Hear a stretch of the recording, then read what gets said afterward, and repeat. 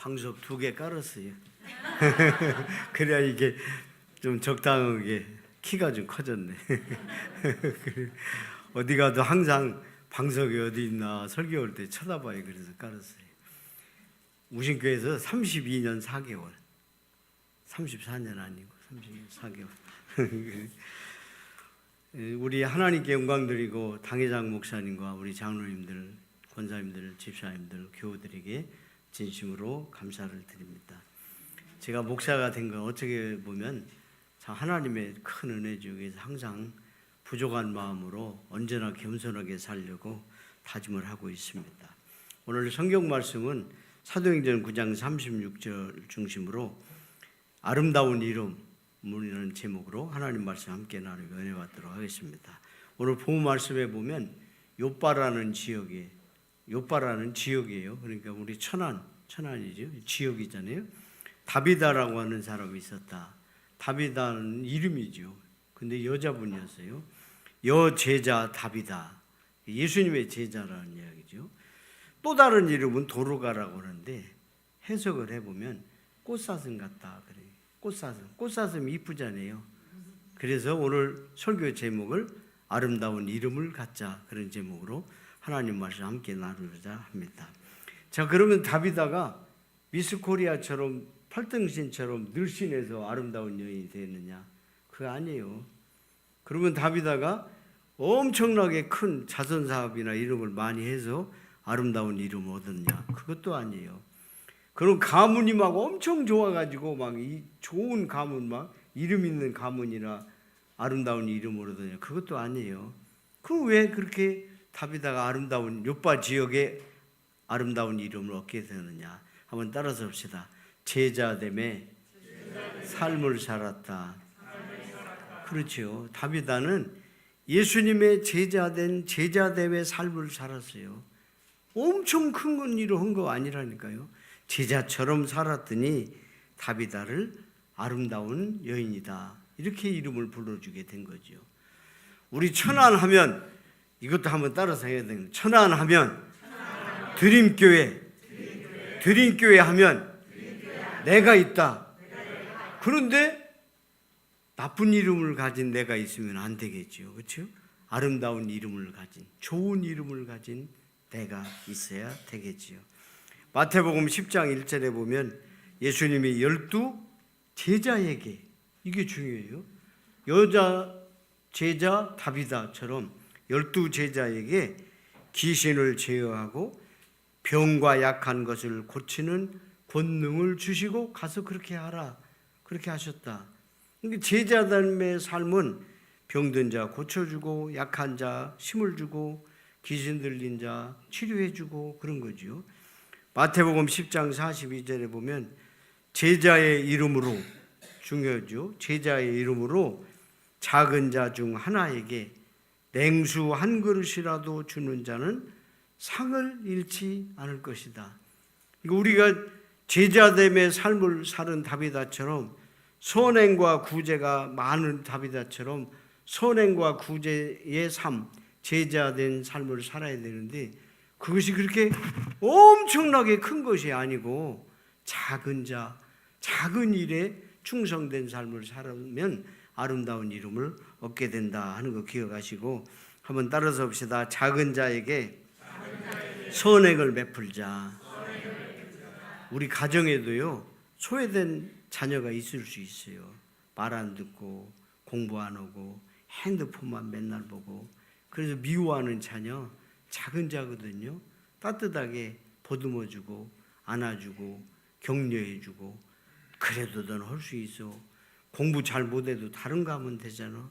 음식을 잘 만든다든지 기계를 잘 고친다든지, 이렇게 격려를 해줘야 되는데 이게 작은 자를 소외하거든요. 예수님의 비유 가운데 어떤 사람이 목자가 양 100마리를 데리고 나갔다. 그래서 풀을 하루 또 뜯기고 집에 돌아왔는데 세어보니까 99마리밖에 없었다. 그러면 한 마리를 잃어버렸잖아요. 그러면 한 마리 정도야 잃어버려도 괜찮아? 그런 게 아니지. 목자는 잃어버린 한 마리 양을 찾으러 들로 가고 산으로 가고 결과적으로 찾으니 기쁜 마음으로 돌아와 잔치를 했다. 우리는 뭐요?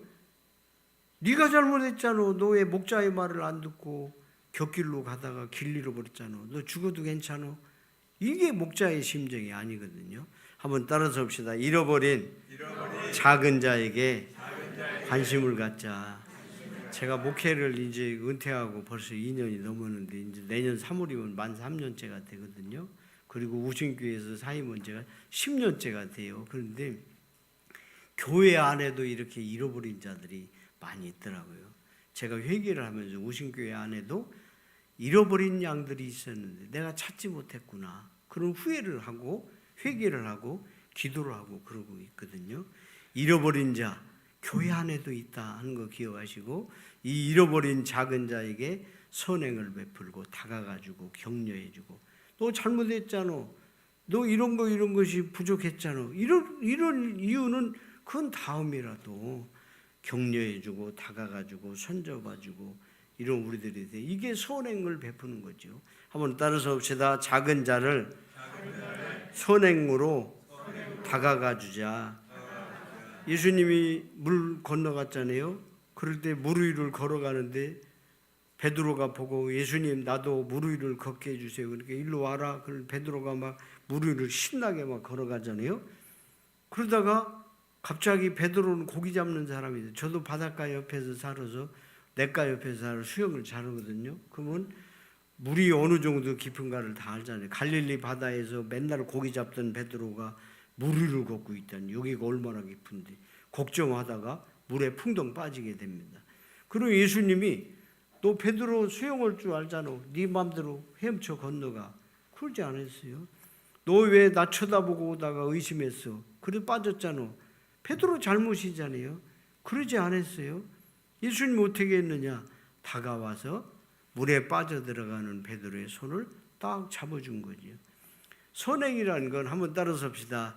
넘어진 자 일으켜주고 아픈 자 보듬어주고 눈물 흘리는 자 씻어주고 그게 선행이에요. 너무 어렵게 생각할 필요 없다니까요. 다비다가 바로 이런 일을 했어요. 그래서 다비다가 죽으니까 누가 찾아왔냐면 과부들이 찾아와서 함께 울어줬다. 뭐 이렇게 울어줬다 그래. 다비다의 선행은 바로 이런 작은 일이었거든요. 제가 목회자로 살면서 어디 가서 간증하는 이야기가 있어요. 무슨 뭐 선행을 베푸는 이런 것이 아니라 제가 신방을 2번 하잖아요. 봄에 신방하고 가을에는 이제 전화로 신방하고 가정 방문 잘하는데 이사 간 분, 우리 교회에 나오다가 우신교회에 나오다가 멀리 이사 가신 분들 1년에 한 번 전화를 드렸거든. 신방할 때, 가을 신방할 때. 그래서 한번 만나자 그런 분은 이제 가요. 가서 만나죠. 부산도 가고 광주도 이사하고 서울도 이사가고 근데 태안으로 이사 간 분이 있는데 목사님 한번 얼굴 좀 봐요. 그러네.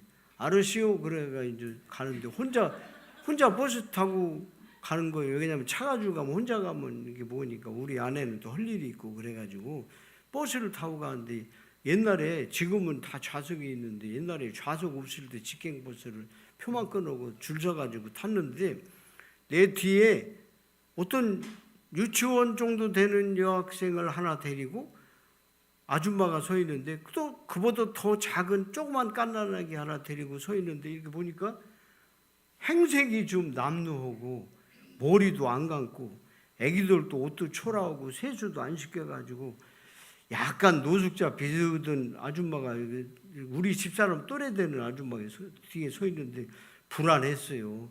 그래서 내가 뒤로 갈까 하다가 그래도 그냥 타야지. 그래서 버스 타가지고 좌석 두 좌석 있잖아요. 내가 여기 유리창으로 딱 앉았더니 그 아줌마가 뒤에 올라가지고 유치원쯤 다니는 여자를 내 옆에다 탁 앉히더라고요. 표도 하나밖에 안 끊었을 텐데. 그리고 자기가 그 옆에 딱 앉고 깐난애기를 그 옆에 딱 앉았어요. 그러니까 이게 조합이 되잖아요. 넷이 딱 앉았는데 남들이 보면은 내가 신랑이고 이 여자분이 부인이고 딸 둘이 딱 조합이 되잖아. 이게 민망해가지고 그냥 가는데 조금 가다가 유치원 정도 다니는 여학생이 엄마 오줌 말이야 그러더라고.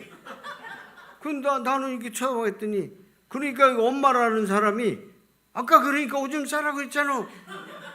왜 안 싸고 지나? 지금 오줌 말았다. 지금 벗으니까 아기가 잘못한 건 잘못한 거예요. 엄마 오줌 쌀 것 같아. 그러니까 이 아줌마가 그러면 싸 이러는. 이거 난데 그런데 조금 있다가 아기가 막 징징 우는 거. 오줌을 싸면 안 된다는 건 아는 정도의 나이니까 이 난감한 일이 내 마음속에 이 상황에서 저 아이의 친구, 저 아이를 도와줄 자가 누구냐니. 이 버스 안에 누구밖에 없어? 목사밖에 없잖아. 마음속에 너 목사잖아. 너 선행을 베풀라며. 너 구제하라며. 무슨 외국 가서 뭐 선교 온다고 하면서 네 옆에 앉은 저 여학생이 이 난처한 상황을 네가 해결해야 되잖아. 마음속에 막 감동이 오는 거야. 이거 어쩔 수가 없어요. 그래가지고 일어났지. 그래가지고 기사님 죄송한데 아기가 오줌이 마렵대요. 좀 세워주세요. 그랬더니 뒤를 돌아보니까 어떻게 되겠어요? 넥타이 메고 신사부니까 신방 가니까 멀쩡하니까 그냥 주유소에다가 버스를 탁 세워주더라고요. 자, 그래서 내가 아줌마 보고 가서 오줌 쐬세요 그랬더니 아줌마가 하는 얘기가 당신이 세웠으니 당신이 오줌 쐬고 와. 나보고 그러는 거야. 이 참 난감하잖아요 이게. 어떻게 해요? 근데 가만히 생각해 보니까 그 아줌마 말이 맞는 것도 같아. 왜냐하면 내가 차를 세웠으니까 내가 오줌을 쐬어야 될 거 아니야. 그래가지고 일어나가지고 애야 가자 그랬더니 얘기가 얼마나 다급한지 내 손을 딱 잡는 거예요. 그러니까 그날 내 딸이 된 거예요. 완전히 누가 유치원 다니가 남의 아저씨 손잡겠어. 그걸 너무 급하니까 얘기도 내 손을 딱 잡는 거예요. 데리고 나가가지고 주유소 화장실 앞에서 혼자 소변을 불만하는 나이니까 다 오줌 싼 다음에 나와가지고 딱 했더니 또 내 손을 딱 잡는 거예요. 버스 타는데. 그래서 손잡고 올랐더니 버스 기사님 얼굴은 막 안 좋겠지 당연히. 그렇지. 저는 멀쩡해가지고. 그래 타가지고 딱 승객들을 쳐다봤더니 승객들이 말은 않는데 다 들려. 저는 멀쩡해가지고 말이야. 지 마누라는 거지처럼 말이야. 어떻게 저러고 머리도 안 감고 말이야. 새끼들은 저게 보고 막.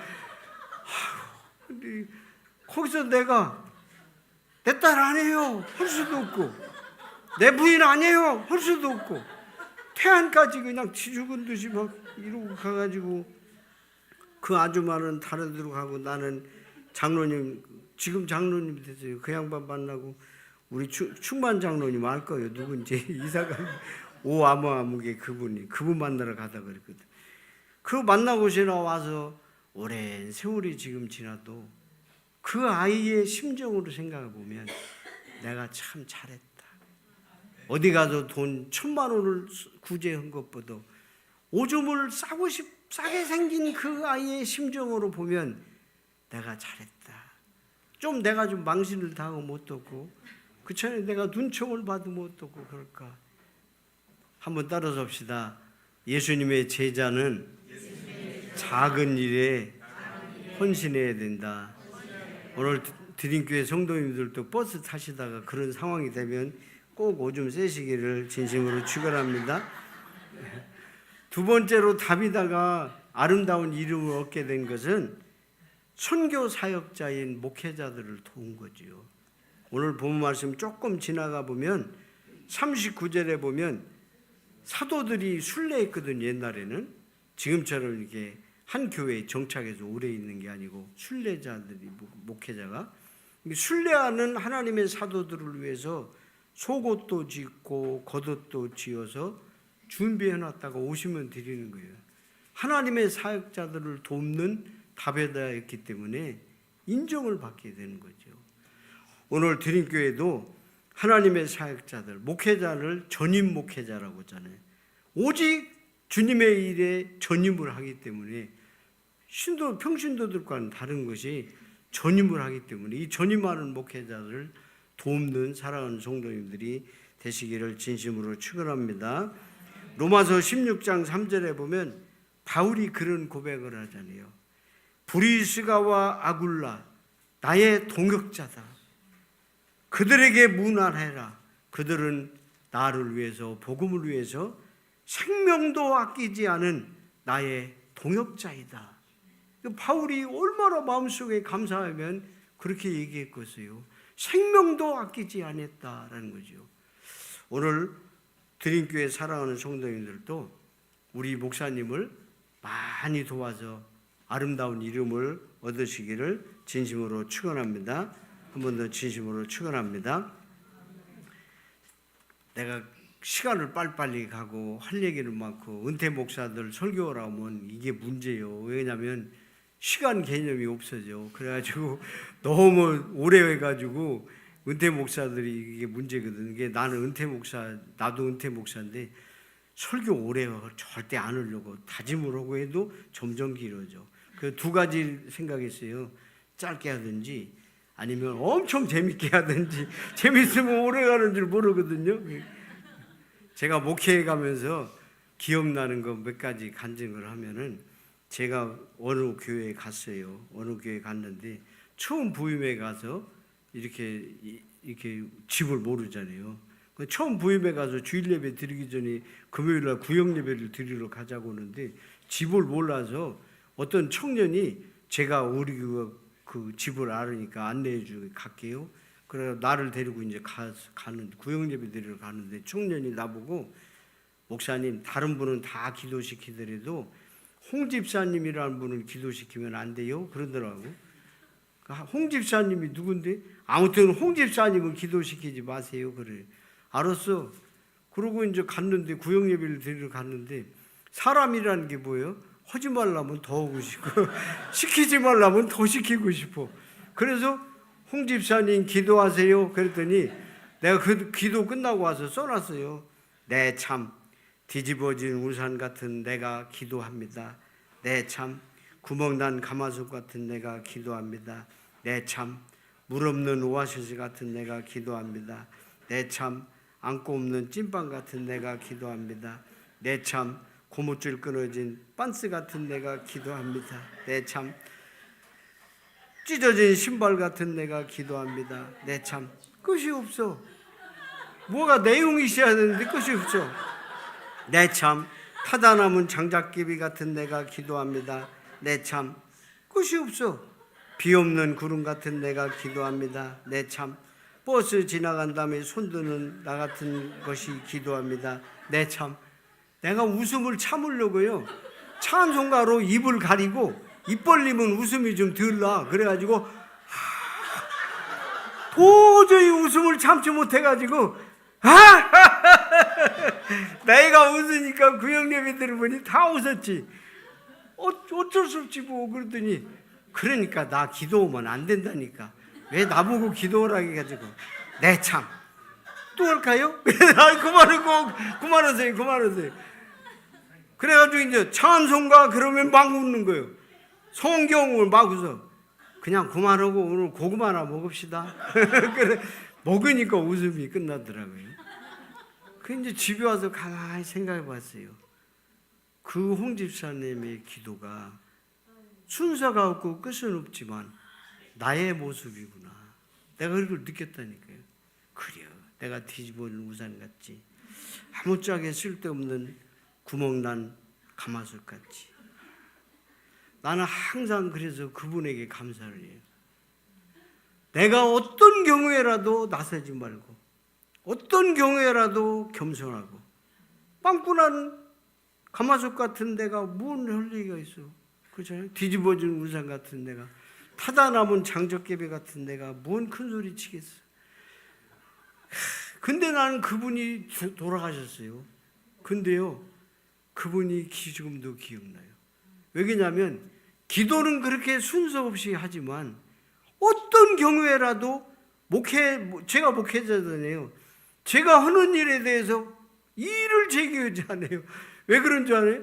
목사님, 뒤집어진 우산 같은 데가 뭔 목사님한테 할 말이 있간데요. 목사님이 알아서 하셔야지요. 목회는 목사님이 하는 거잖아요. 음식은 엄마가 만드는 거고요. 목회는 목사님이 하는 거예요. 고기는 어부가 잡는 거예요. 말도 잘 하신다니까. 나무는 나무꾼이 하는 거고요. 목회는 목사님이 하는 거예요. 목사님 말씀에 순종해야 돼요. 돌아가셨지만 그리워진다니까요. 목회자를 돕는 아름다운 성도님들이 되시기를 바랍니다. 그래야 아름다운 이름 얻을 수 있어요. 딱 50분까지 설교를 하겠는데 2분만 더 할게요. 세 번째로 나의 임종을 생각해 보자라는 겁니다.